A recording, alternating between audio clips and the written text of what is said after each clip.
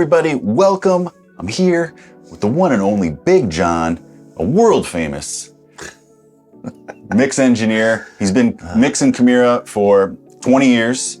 And I would say that if you've seen Chimaira live, chances are almost definitely that we were made to sound great by Big John. Over the years, the compliments have been incredible. Oh, you guys always sound so banging live. Well, John is the reason why. He's a wealth of knowledge, everything having to do with audio, science, physics, just everything. And he uses all of that to make these shows sound great, to tune PAs and just rock your world. So I figured this could be cool for everyone to hear a little inside perspective of what's happening behind that sound console, behind the desk, when you go to a show, all the big speakers. Why does that sound good? I'm sure we'll hear some good stories, things like that. And I don't know, I've been looking forward to this one for a while, just so people can just get a little inside scoop here. John, how are you? I'm great. I'm having a blast on this cruise. Yes, that's another thing. This is a first for us, where he's mixing us out on the open ocean here. We're somewhere near the Dominican Republic right now, right? Yeah. On the Lamb of God Headbangers Boat Cruise 2024. We've done 2 shows so far. Have you mixed on a cruise before? You said you've been on cruises before. I've been on cruises before. Always pleasure cruise, never a working environment. So this is different. It's fun. Production staff is solid. Yeah. They're great. They're really awesome people to work with on every level so far. I agree. The entire staff, from the production, just the guys doing the food and everything, they've just been super polite. Anything you need and everything, real cordial. That's been cool. Yep. So tell us a little bit about just how you got started in audio and what interested you and stuff like that. Maybe leading up to then, we'll get into how we met, how you started working for Chimaira and stuff. And just start us off. What got you interested? Well, I was a bass player in a little band, hometown band, not really doing much of anything other than some high school gigs. We started getting into the local club circuit and having some fun playing at that level. I'm not a gifted musician, but I had fun. And that's really what it all came down to. It was having fun. And part of what my band did was we broke the jobs of being what you have to do for a band. We broke those jobs up across the 4 of us. And so my singer would book the gigs. My drummer would take care of advertising, flyers, marketing, all that kind of stuff. My guitar player handled transportation. And I handled hiring the audio companies because we were playing a lot of places that either didn't have sound in them or we needed to supplement. And I didn't know what I was doing. This is 1983. I didn't know. So I learned real fast from the companies that I would hire. I would call them and say, hey, we're performing at this, arts center and we need a PA system and some lights. And, we're going to do a 2-hour show and what's it going to cost? And as I started learning what they were showing up with and providing for us, I asked them how they got us to sound the way they got us. I just watched what they did, asked a lot of questions. And then I knew for the future, instead of hiring the same guy each time, I was hiring different companies for a long time until I found the guys that I really enjoyed working with and I thought made us present the best. And those are the guys that I really wanted to learn from. Eventually, I connected with some other people and they said, why does your band always sound good? And I said, well, because I'm taking an interest in what's actually happening. I'm working on, learning this stuff. Finally, I started renting the gear on my own and doing the shows on my own. Local rental companies, I'd go in and get a small soundboard, rent some microphones, some stands, some speakers, amps, and learned how to wire it all. And then I was doing sound for my band. And all my friends' bands were like, wow, man, you sound great. Let's have some fun. You want to do us? And I'm like, yeah, it costs about this much. And I'd go do sound for them. And, we grew and grew and grew. And I took some classes here and there. MCC, at my local college. Took some audio engineering classes there. Syracuse University, Stanley Alton was the teacher of the audio department there. Julio Ahumada, another fine engineer, taught us a lot. And talking to the local sound engineers, the ones working in the clubs and stuff. Honestly, you never know who you're going to meet. And when I started, working, I bump into a guy and he's like, "Oh yeah, I used to do sound for REO Speedwagon." I go, really? Yeah. And he taught me a lot of, just getting started on my drum sounds. And it just spiraled out of control after that. And so been doing it ever since. And you started 1983 until now. You started buying a lot of gear, right? Because I remember you have a giant warehouse that you now do rentals. Oh yeah, so you're providing stuff like that. But still, so like, what are some of the first pieces of gear you started buying? The stuff that I had to rent. Yeah. Anything I had to rent for my band, I started buying if I liked it. So I bought my own first soundboard. I got an Allen and Heath SC Plus. I had it brought over from Europe because it's an English console. Allen and Heath in the 80s had no presence here in the States. I only learned about it by reading magazines and watching some interviews. And at that time, before YouTube and everything was out, you had such limited access to information. And everybody was talking about these Allen and Heath boards. I looked into it. I found one I liked. I ordered a 24 channel plus a whole bunch of bonus channels and stuff that I put in it, really customized it out the way I wanted it to. It was like $5,000. Now, in the 80s, $5,000 was a lot of money to put into a soundboard. Yeah. Most people were coming in with these little PV or Tapco, these little basic boards. Didn't do what I wanted it to. I wanted to really be cutting edge at that time. And so I bought that and I got a really nice set of microphones and just kept expanding. And right. Then, the more you learn, the more people you talk to, the more gigs you get. And always put your best foot forward. Try to do the best job you ever can. And you get hired for things. And you eventually bought a club, right? Was the Penny Arcade yours? No. I had the in-house system at the Penny Arcade. Okay, so yeah, you moved into that then, just providing systems for venues. Yes, yeah, I had systems in a number of clubs over the years, not more than 2 or 3 at a time, because I can't staff them all. But at one time, I've had I had a club in Buffalo called the Buffalo Icon. That was all my sound system in there. Same time as the Penny Arcade, had the system in there. Wow. So were you fully immersed in that world before you started touring? Like, when did touring come into it? Touring came in 1988 when I first got asked. Funny story there. So I got hired by a local promoter who was bringing in an English act called Black Box. Kind of a pop R&B thing. And he's like, it's going to be a track performance. They're going to need a DAT machine. I mean, this is 80s.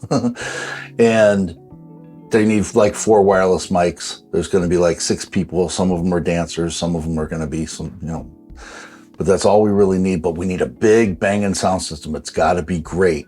And we need some nice lights. So I rented some lights that I didn't have, and I brought what I considered my A rig at the time, which was kind of silly now, but it was the 80s. It was a growing thing.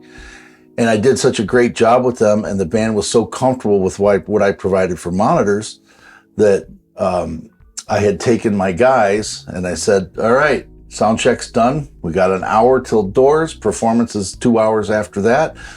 I said, we're going to order some Chinese. So we ordered Chinese. I got all my guys sitting around a couple of road cases and we're eating this Chinese. And I crack open my fortune cookie and I pull out my fortune. Just as I'm about to read it, I get tapped on the shoulder. It's the band's engineer or band's tour manager. And I looked up and he goes, hey, the band really likes what you did with the monitors and everything. Would you be comfortable coming with us and doing, say, another 6 shows here in the States that we have, but then coming back over to Europe? and do a proper, 5-week tour. Wow. And I'm like, well, I will consider it. Mm-hmm. Give me a few minutes to wrap my head around this. Yeah. And I opened, he walked away, and I opened my fortune, and it says, your feet will touch the soil of many lands. And I said, that's just crazy talk. That's a sign. Yeah. And I took it and I laminated it, propped it through the laminator, and it sat in my work box up until about 2 years ago when I finally retired that work box, and now it sits in the kitchen at my shop. That's awesome. And how true? How many different soils your feet Couldn't touched? even tell you. I mean, the list of countries I've been to is probably, I don't have a long bucket list now. Right. So, right. It's been a lot. So, and a lot of that was because of you guys. Yeah. We'll get into that. So that wasn't metal yet. Mm-mm. I hear you talk about Annihilator a lot. Were they your first metal band, or? No, my first true metal band would be in '97. I started working with Overkill. Sebastian Marino, guitar player for Overkill at that time, lived not far from me. And he told the band, he goes, I have an outstanding engineer I'd like to bring in for our next live tour. It's like, and Dee Dee and Blitz were like, if you say so, as long as he's the right price, we'll take him. And I looked at Seb and I said, what price do I need to be at? Let's get my foot in the door with these guys and see how it goes. And it wasn't even really priced fairly, but it was okay.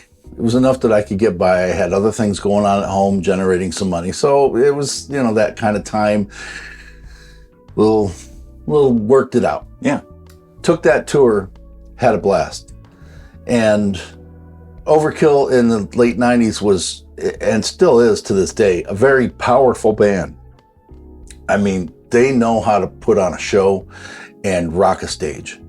And I had a lot of fun working with them. When that progressed and we started getting into 99, we were doing co-headlining tours, one of which was with Annihilator. Mm-hmm. So it was Overkill and Annihilator, and we had opening bands that we decided we were going to get involved with. And so I had a blast working with Jeff Waters with Annihilator. Fabrizio Del Monte was the sound engineer on that run for Annihilator. And was that the same Fabrizio that you talked about with Hinder? Yeah, okay, Fabrizio. Sorry, go on. Okay. So Fab, he and I got along great because we're both cut from the same kind of cloth when it came to taking the job seriously, getting the job done, trying to do it in a quick and timely fashion, and still have fun with it. Because it can be some drudgery when you're out in Europe for 6-8 weeks. You miss home, you miss your family, you miss your friends. And yeah, you're traveling with all these other friends. It's a little different, and it's a work thing every day. It can be stressful. Mm-hmm. So I had a blast with Fab. I had a blast with Jeff Waters. And I could tell that things were not going to go on much longer with Overkill. I didn't have much more to learn from them. As much as I enjoyed working with them, the pay wasn't that great. I wasn't thinking about terminating the relationship just yet, but that tour I picked up doing sound for Soil Work. Now, those guys were great, like a ton of fun. It was one of their first decent sized tours. And so we had some fun out there. And I ended up staying after the end of the tour. Overkill went home, and I stayed on with Annihilator. And I did sound for them for the next 2 or 3 weeks that they stayed. And it was a blast. And so now I work for either band. Whoever called, I booked them. I worked for both bands for a while. And then I just stopped working for Overkill, and then I got hired by In Flames, and I went to work for In Flames. So, but you just mentioned Soil Work a moment ago. You would work for Soil Work before In Flames? Mm-hmm. Oh, I didn't know that. I figured you kind of met them on the tour that we did with Soil Work, because that's how we met, right? We were out with In Flames and Soil Work, mm-hmm. and you were doing monitors for I was doing monitors for In Flames. Who was their front of house? Cubic? Tom Cubic. Todd Cubic, okay. Another good engineer. And if there's anything that you want to inject, please do. But I feel like that we heard you and what you were doing, and obviously liked you as a person and all that, and we're like, man, we got to get this guy. And that's how it works, you know, for all crew guys, whether you're a guitar tech, a drum tech, anything like that, you're just maybe not actively looking for greener pastures, but you're always interested in hearing about them, right? Yeah. So, and that's just how it works. And you work your way up, and the next thing you know, you're Slayer's guy or Metallica's guy. Rob Koenig, one of our old light guys, is Metallica's light guy right now, you know, and stuff. And what a gig, right? So yeah, that's incredible. So is that when we met and things started kicking off there? Yep. So, and that's the first thing that happened was Mark asked me about in-ears because I was doing ears for In Flames, and it was their first tour doing in-ears. So I was I wouldn't say I was teaching the band, but I was kind of walking the band through the process. I had already done in-ears with other bands. So I had an idea of what I should be doing to make this as good as possible. But it all comes down to what does the artist want? Yeah. You know, and sometimes they want the audience mic, sometimes they don't. You know, sometimes there's a talkback issue that needs to get sorted out. There's all kinds of goofy things with getting in-ear mixes right for people. I imagine. Oh, yeah. But at that time, Mark came over and wanted to know what I was doing. What are these guys hearing? So I had him put on some headphones, and I grabbed my pack, and I selected my frequencies by band member and said, here, this is what Anders, the singer, is listening to. Interesting. Then he's listening. He's like, oh, okay. Yeah. I said, this is what Bjorn's listening to. Yeah. Wow. Okay, that's very different. But it's all there, but it's just different. I go, yeah, because he wants an emphasis on guitars. Anders wants an emphasis on tracks. You know, it's like each guy wanted a slightly different mix. Perfect. No problem for me. I'll dial up whatever you want. Yeah. You know? And so that's where Mark started saying, Jesus, I'd really like to, I give the sales pitch because I don't want to see you guys lose your hearing. And when you guys are coming out there, you guys, and I mean the musicians in general, you guys come out there and you start kicking those wedges up real loud, start adding side fills, you got drums right here. It's not hard to get hearing damage. Yeah. Putting in-ears in protects that. It allows you to control the volume where you need to be. It gives your front of house guy a whole lot more control because he's not fighting all that stage volume and that wrap around. You know, if I turn a wedge on and it's firing this way, you're not hearing the high end out here, but you're certainly hearing all the low end. And that low end builds up and it makes your mix muddy out front. And you can't even do anything about it because it's all from the stage. Huh, never thought about it that way. Yeah, well, that's engineering perspective and artist perspective are quite different. Yeah. So Matt and I put our guitar cabinets to the sides facing inward. What was the decision for that? I know it had something to do with what you're saying there, right? Yeah, that was exactly what Cubic and I were discussing. How about we get the band? Because before that, you didn't do that. Right. Most bands just have their amps facing the audience. It's all facing the audience. Yeah. Now, when you're first couple of rows of the audience, you hear that guitar. It's right in your face. Yeah. And if some of those guys have their tones the way they do and that distance, it will shave your eyebrows right off. I mean, it's not much you can do about it. Yeah. Put them on the side like you guys did, and that's what we had with In Flames. We'll put them on the side, and now they're facing in. It becomes your monitor. And now you can turn it down to a comfortable level where as your monitor, it functions, it sounds like your guitar is supposed to, as opposed to putting your guitar in the wedge and having that sound frequencies divided into a horn and a woofer, because coming out of your guitar amp, it's just a woofer. Yeah. It's much more natural sounding to have it to the side. It's blasting straight across the stage, so it's not affecting the crowd. And it just worked out great. Plus, this is an awesome spot to drop your drinks. It is. It's convenient. Yes. And with us having like a keyboard player, a sixth guy back with the drummers, it just makes more room back there without having a bunch of amps and stuff. And that's what we did with In Flames. Suddenly we have a wide open stage. Yeah. We have a drum kit, and now we have room to put up as much lighting or set carts or whatever we want to put up. You can put the scrims up and you're not hiding things, which means you can drop them back farther. It just gives you like a nice, wide, clean, open stage. Yeah. Yeah. And the more people that go on ears, the less wedges you need. Right. So, Mark had approached me about doing it. And that's when he said, you know what? Your lighting guy's great. This is referring to the In Flames crew. Mm-hmm. Your lighting guy's great. Brian LaRoe. Mm-hmm. Your sound guy's great. Tom Kubik. Your monitor guy's great. Me. And he took, you guys as a group ended up taking all three of us. Right after that tour, we hopped ship and went into the Chimaira bus. Yes. And it's even goes farther than that. Their management too. Yes. I remember but especially Mark was just very impressed with the way the In Flames camp was put together, just everything that they did. And he's a big fan of the music too and everything like that. So yeah, not only then did we start working with 3 of you guys, but we left our manager and went to their management. I think there's some other things as well, but yeah, we learned a lot from him, and that's great too. That's what a lot of bands do. Like, Exactly. Just, seeing like back in the day, seeing Slayer, we're like, whoa, we got to get like road cases like this, or we need to, do it like this, or, even how they would have their dressing room set up. So you get inspired by all that stuff. So awesome. That's cool. So yeah, we start working together, and all of a sudden, I imagine we started sounding pretty good. Well, it was at that point. Yeah. Yeah, I took over. Tom was busy. Well, since he's from Austria, it was much more expensive to fly him back and forth. Yeah, we'd have him mix with us once in a while when we'd go to Europe. Mm-hmm. Back then, yeah. And then, it wasn't long, a year or two before Jez called me and said, do you want to do front of house for Chimaira?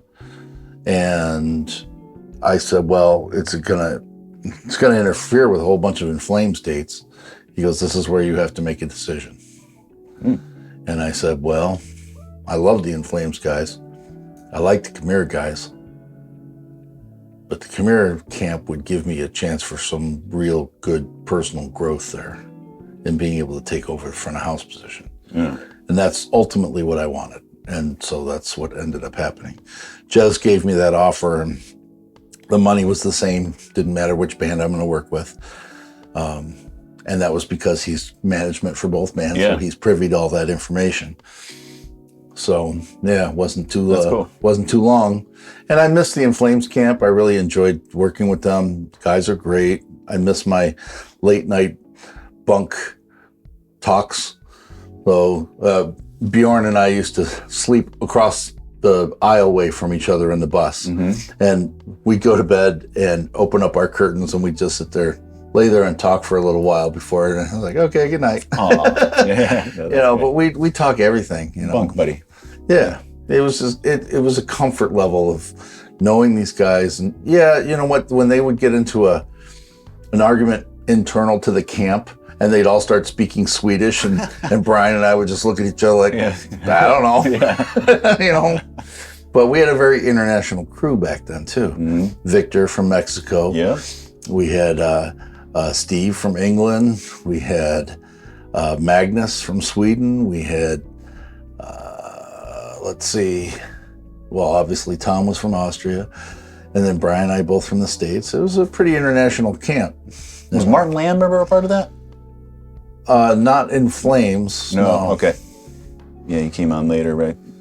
But yeah, I forget where we met him. Anyways, so yeah, that's awesome. Mm-hmm. It all worked out like that. And then, we just, I think, came to a point where, we just knew we didn't want to ever perform without you guys again. You were the team, you and Brian LaRue, you mentioned the light guy. He also worked at your warehouse as well, or as a Brian owner started did, working for me in 95. Yeah, 95. So this will be we're approaching his 30th year. So for us, it was great. It was a team of guys that just had everything we needed. All the audio, the lighting stuff, and the know-how. It was great. And that's what we tried for. We wanted to be one-stop shopping for you. Yeah. I try to provide that for my clients now.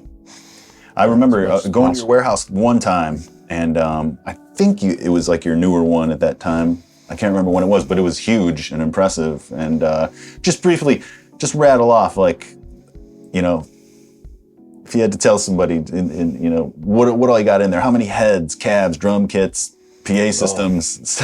Well, we offer a complete backline, and I've got Pearl, Gretsch, Yamaha and DW drum kits, several of some of those. I've got keyboards galore. I mean, there's a big pile of keyboards.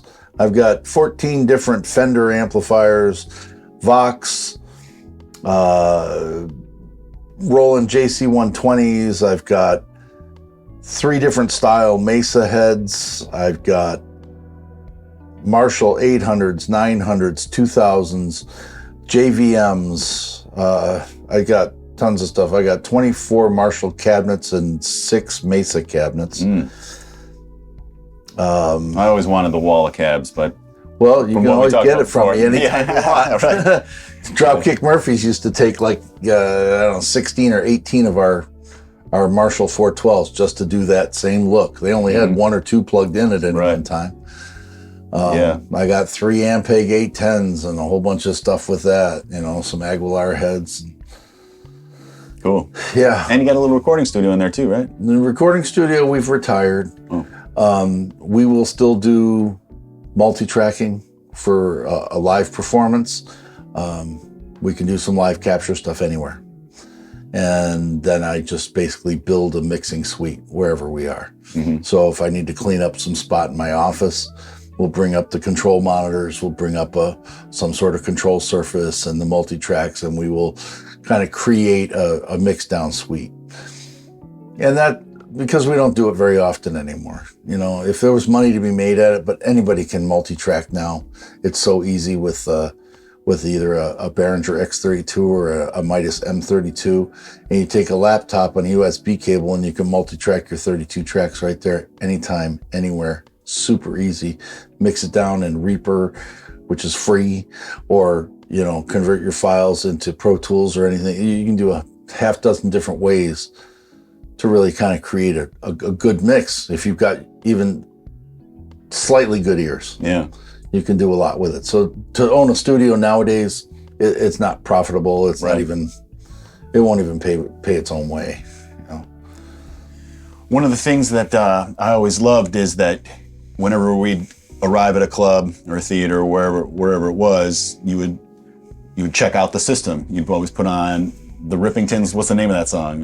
Saint-Tropez. Saint-Tropez. I'll play a tiny clip of it here. Yeah. But Saint-Tropez, it's good. And but yeah, it's a really I guess dynamic song that just very well recorded. Yeah, very shows well off engineered. All you need to listen for, and you can immediately tell there's not enough bass in the room, or something's wrong with the low end, or you know the highs aren't cutting the way I want them to, or whatever. So then you'd pace back and forth, and we'd make funny sometimes. Andals would do your walk like back and forth, listening and stuff. It'd be funny, but yeah, you'd go and you listen to each side. You'd check the stereo field, you know, and then I'd love it when you'd be like, man, it sounds good, but more often than not, it wouldn't. And I gotta do this or whatever. And you would do these clubs a big favor by going in and just completely rewiring it for them, you know, which would benefit every band coming after us to have a freshly tuned PA by Big John for free, you know? Well, yeah. Or on Chimaira's dime. You know what? Not for nothing, that all came down to,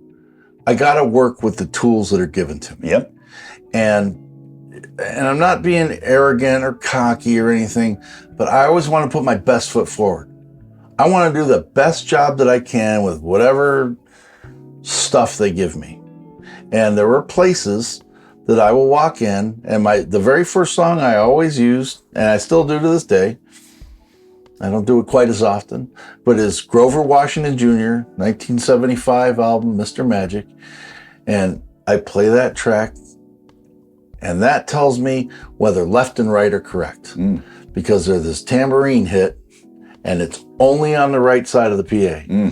So I fire up the PA, and I fire that up, and it's, you know, coming out of my phone or my iPod or iPad or whatever it was that I was doing at the time.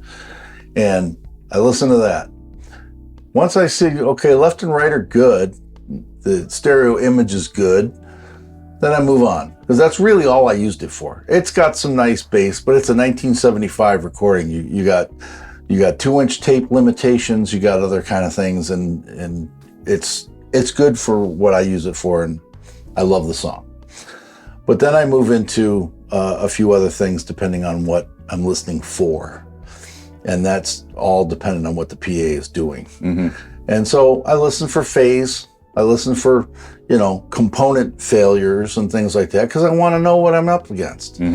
Last thing I want to do is hurt something. I don't want to damage anybody's gear. And I don't want to be accused of damaging something because there's been some clubs where you come into and you play and somebody shady is going to walk up to you at the end of the night and say, you blew the speaker. And I'm like, no, the hell I did. And so I go through and test everything. I grab the house guy, we listen. And if I like it, we move on with the day. If I don't like it or I hear something funky or whatever, I'm going to figure it out. Case in point, I don't know if you remember the show White Rabbit. Yes. San Antonio, Texas. That one, I was just carrying my bag, walking in from the back door. And I'm carrying my bag and I'm walking over to set my bag down in front of house. And as I walk by the PA, I just said to myself, wonderful. I could hear it already. And so I'm doing this little thing with my head because I'm checking, just sounds to me like speaker's out of phase. So I said, hey, there's a guy up on stage sweeping. I said, are you my sound guy? He goes, yeah, I'm so-and-so. All right, cool. Can you do me a favor? Grab yourself a screw gun and probably a spare battery because we got a little work to do. Why? What's going on? I said, well, I've only just walked past this stack of speakers and I can tell you there's something really out of phase going on. And I said, and I haven't checked the other side or anything else yet. And he's like, oh, well, we had a big show in here last night. It sounded great. I said, that very well might be, and I'm not denying it.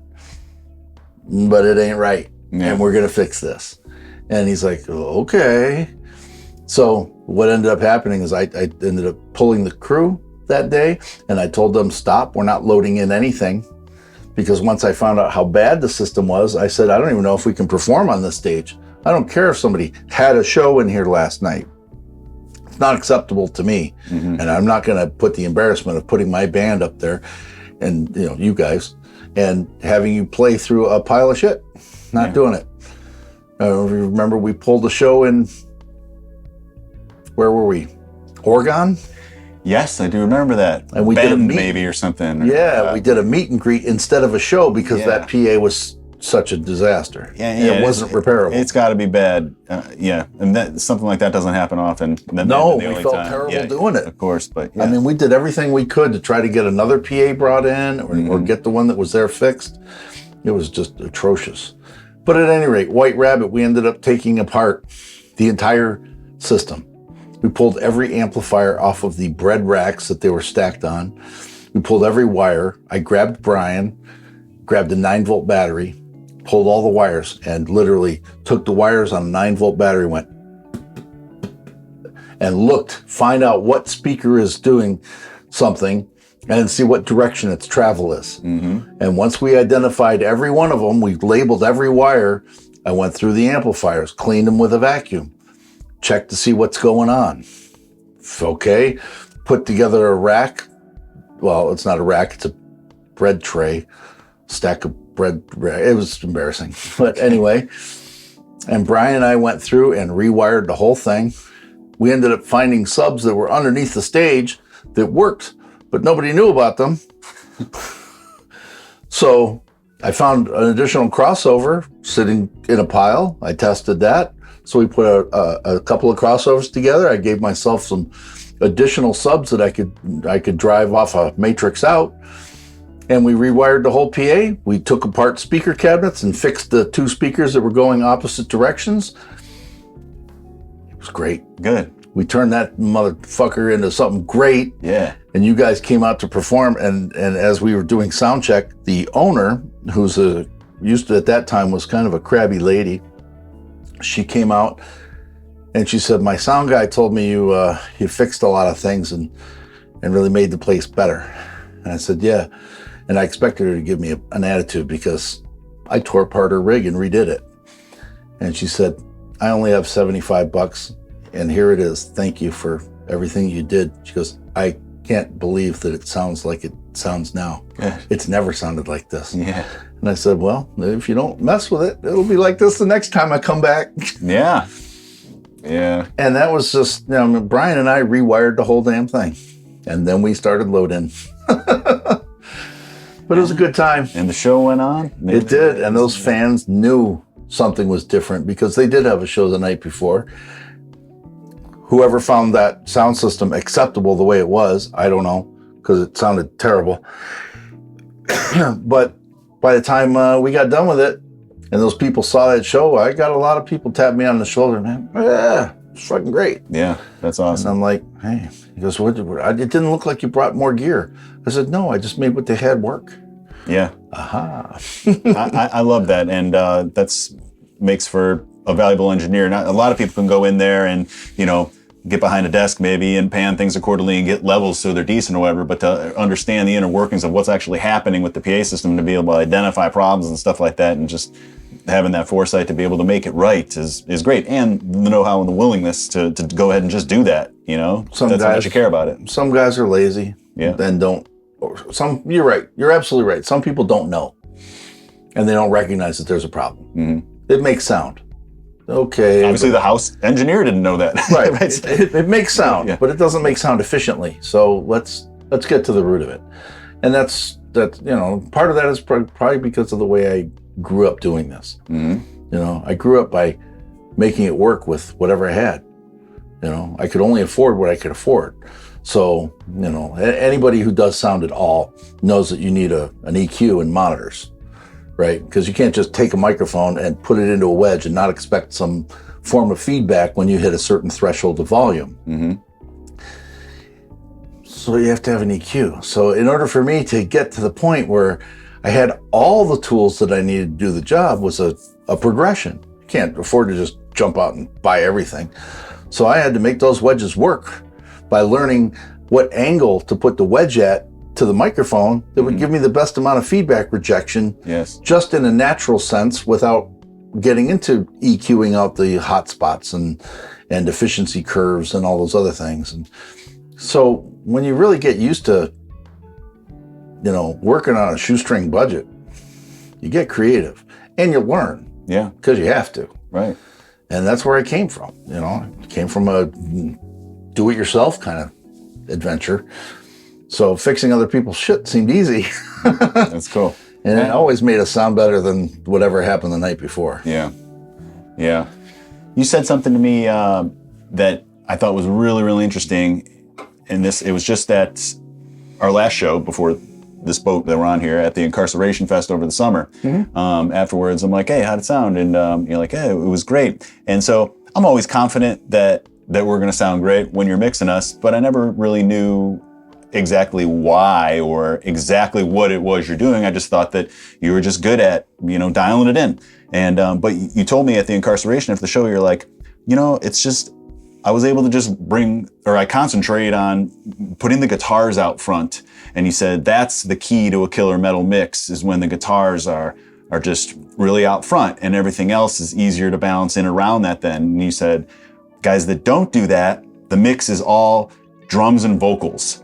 And so I was like, huh, all right. And then I went over the next couple days and I started watching videos of other bands at Incarceration, and you were exactly right. Not that I doubted it or anything, but I just didn't think about it before. I won't name any names of the bands to throw them under the bus or whatever, or their engineers, but I'm watching, I'm like, he's right. It's all, yes, you can hear that there's guitars happening and stuff like that, but prominently it's vocals and drums. And so the mix sounds kind of just small and not nearly as energetic and really just, impressive in any way or moving in any way. And then I went back and watched ours and I'm like, yeah, the guitars are just perfect in there, beautiful and stuff. So talk a little bit just more about that and maybe where you had that epiphany or. Well, so as a sound engineer. And how do you do that? Also? Well, that can be a variety of different tricks, but as a sound engineer, it's my job to try to have the presentation of your band as much like the album as possible. That's what I see my job is. It's not just to make you louder. Anybody can do that. But making it louder and tailoring each individual channel to sound the way it should sound so that when you put them all together in place, you can achieve the sound of the album. And that's not just levels.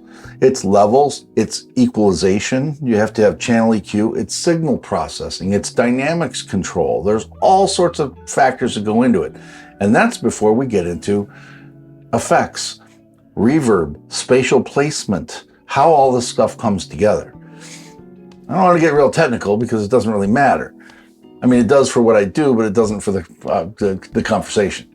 But what Chimaira has always been to me is largely a guitar-driven sound. Yes, Chris Bacusa brings a whole lot of spatial effects that go on in the background. There's some stuff that drives up the center that just enhances what you're doing. He's got 808 bass drops that just add a whole tremendous amount of bass depth to the whole thing. And those are special effects. But the meat and potatoes of the band is going to be the guitars driving everything. Yes, the rhythm section of bass and drums is very, very important. It's all important. I mean, there's nothing here that we can just, I don't care. But when constructing a mix, I need to get those drums to sound powerful and clear and in your face and still leave room to park those guitars right up in with it, because it's a balance, it's a mix. And to have that together is to me the ultimate thing. I start every live show, my money channel, as I refer to it, is center vocal. I got to get that up. No center vocal, it's an embarrassment. Everything else can kind of hang tight. So if I didn't get a good solid sound check, I'm going center vocal, guitars, drums. I kind of work it that way. And so the funny story about last night. So last night, Chimaira, you're on stage. And we didn't really get a proper sound check. We got that quick line checky kind of thing, but we never played a song. So I knew my individual channels were in the ballpark, but it's not ready yet. And since we never played a song, I didn't have any levels on anything. So we start to play, and I've got all my faders kind of sort of where I think they're gonna be. And I start working the vocal and I tweak it in, because now the room is very different when it's empty than when you got 900 and some people in there, like last night. Empty room, one sound, full room, different sound. So I'm working that vocal. I start bringing those guitars in. I'm getting the blend of you and Matt. I'm getting the drive and the thickness in there. Okay. And just as I'm about to move into drums, I feel a presence next to me and I look over and there's Gene Hoglan. Yeah. Oh my God, one of my favorite drummers of all time. Also, I work for him because I do sound for Death Clock. And he's standing there and he's like, got that almost a sourpuss look on his face, and I know the drums aren't right because I haven't gotten to polishing them yet. And I start pushing up my kick group and I start tweaking my kick compression and I go back to retouch the EQs a little bit and I move into my toms because the snare was brilliant right off the gate, so I didn't really have to mess with that. And Gene says, yeah, I don't like the sound of it over there, but it's sounding better over here. And then a little while later, he texts me from over there. He says, you're all dialed in. It sounds great. You're good now. Cool. And I'm so appreciative because there's a few people on this world I don't want to disappoint. Gene Hoglan and Brendan Smalls are two of the guys that I don't ever want to have disappointed or think that I'm like, he's not as good as I thought he was. That I don't ever want that to pass through anyone's head. Yeah, of course not. But that's awesome. So and you and Mark are the other two for the same reasons, because I respect you and I want to do the best that I can so that you can be proud of me and you can be proud of your performance and you can be proud of your band. I mean, that's what I try to bring to the table. I want to do the best job that I can. I want to make it as impressive as I can with whatever I have to work with. I want to get the most out of it without hurting any speakers or hurting anyone's ears or doing anything else. But I want it to be I want people to walk away fucking. I look at it like this. Somebody out there in that crowd, this is their first concert. Yeah. And every show that I do, I think about it like this could be somebody's first show. It's the first time they're seeing a live performance or first time seeing this band or something like that. And I want them to walk away happy, like I was in 1981 seeing AC/DC for the first time. Yeah. Or, in 79 when I saw Ted Nugent on a Lone Wolf tour, and he comes swinging out on a rope and drops in the center of the stage, and they hand him his guitar, and he just, that first rip on that guitar, like, Yeah. whoa, and look at that. It's giving me goosebumps now thinking about That's what it's all about. That's what I want other people to go away with. I want them to say, man, freaking Chimaira just slayed. And I want them to remember it, because well, thank you for that. if you go to a show and you come away disappointed, it's like, what did I pay for? Yeah, it sucks. Anytime that you go, yeah, the show was cool, but the sound wasn't that great. You never want to. Well, but here's another thing. Here's something I learned back in the Overkill days. Now, I'd done a lot of touring before Overkill, but Overkill is kind of like what I consider the borderline of when I really got into metal. Dee Dee Verney's wife, she said it best, and I have had these words in my head ever since then. There's 3 factors that go into making what your average layperson, and I'm not talking somebody in the industry or another musician, and I know some of the listeners and people viewing your show are going to be musicians and industry folk. Mm-hmm. But your average layperson, your average concert goer, it's a combination of 3. It sounded great, it looked great, or the band played really well. Mm-hmm. Any combination of 2 means a great show. So you can't always take what people say at face value, because the band could have had an absolute shit performance night, mm-hmm. And they would know it. Yeah. But if the sound and lighting was perfect and it was freaking still left them with those memories, you feel like, oh man, I just had a really bad night. I was flubbing notes everywhere. I know you don't do that, but no, I do. I do. Of course, but I remember nights that you had your mojo blown at the end of the night. You're like, fuck, that sucked. Yeah. And I'm sitting there going, the hell it did. Good. So that combination is, you got to understand where people are coming from. For sure. And so that factor of 3, looks, sound, or performance. Mm-hmm. As long as 2 of them were great, the whole show was magnificent. That's right. So, amen. And that's why you're such an asset in so many ways. But because it's just, even if we have a bad night, hopefully no one knows about it, because it still looks and sounds great out front. I mean, the first night here on the ship. Yeah. We had some trouble with the keyboards. The sequencer was not functioning properly, and the outputs were not staying assigned the way they're supposed to. No problem of Z's. I mean, it wasn't his fault. It's a technical thing. Sometimes shit goes wrong. Yeah. I kept his samples as hot in the mix as I could. We had no 808. You know who noticed? Me. Right. Anybody else? Probably not. Mm.